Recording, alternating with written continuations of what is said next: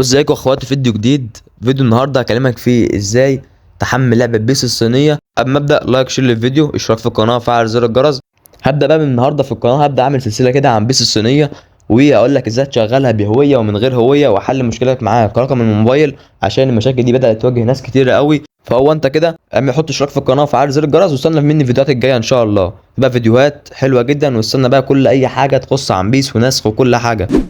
فيديو النهارده جايب لك ايه طريقتين عشان تحمل لعبه بيس الصينيه، عشان في مشاكل والناس بيحملوا اللعبه من تطبيق تاب، اللي انا هسيب لك الرابط بتاعه في الوصف. كل الرابط هتلاقي في جروب التليجرام، خش على جروب التليجرام هتلاقي كل الرابط فيه، تطبيق تاب والرابط التاني اللي احنا هنحمل منه البيس هنيجي بقى نتكلم عنه بعد شويه. كل عليك تخش كده على التطبيق وهتكتب اي فوتبول 2024 كده اهو زي ما مكتوب قدامك، ولا تزود حرف ولا تقلل حرف ولا تعمل مسافه بين اي حاجه عشان اللعبه تظهر لك. ما بتقولش في مشاكل ان اللعبه ما تظهرش عندي، تكتب لك ده بالظبط زي ما اسمها موجوده على المتجر، وهتعمل بحث عن اللعبه. وزي ما انت طبيعي كده يحمل معاك شويه، وزي ما انت شايف دي اللعبه قدامك اهيت. كل اللي عليك هتضغط على اللعبه كده، وهتلاقي في علامه اللي هي اللي تحت ديت، كل اللي عليك تضغط على العلامه ديت واللعبه هتبدا تتحمل معاك.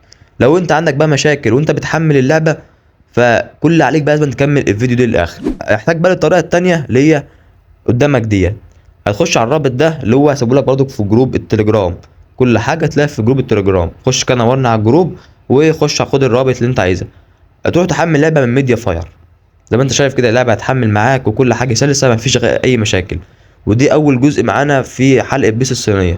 ما انت شايف كده التطبيق بدا يحمل معاك اهو. لو انت عندك مشاكل في تطبيق تاب وانت بتحمل اللعبه، طب انت بقى ما عندكش مشاكل في تطبيق تاب، فالافضل انك تحملها من تاب لان اللعبه يا اخويا هي نزلت لها تحديث، زي ما انت شايف كده مش هتعرف تحملها من ميديا فاير تاني. كل اللي عليك هتمسح اللعبه وهتحملها برضو تاني من ميديا فاير ان شاء الله، ولا بنزل لك عنها فيديو لما ينزل لها تحديث. بس لو هي نزل تحديث من تاب على طول تقدر تحدثها، او هي تحدث تلقائي من تاب. فعشان كده الافضل ليها ان هي تحمل من تاب. بس لو انت عندك مشاكل مفيش برضك مانع انك تحملها من ميديا فاير. وبس كده يا اخويا، يكون دي اول جزء من سلسله بيس الصينيه في القناه عندنا. ما تنساش اللايك والشير بتاعك للفيديو، وحط اشتراك في القناه وفعل زر الجرس. اشوفك الفيديو جاب صحه وسلامه، سلام.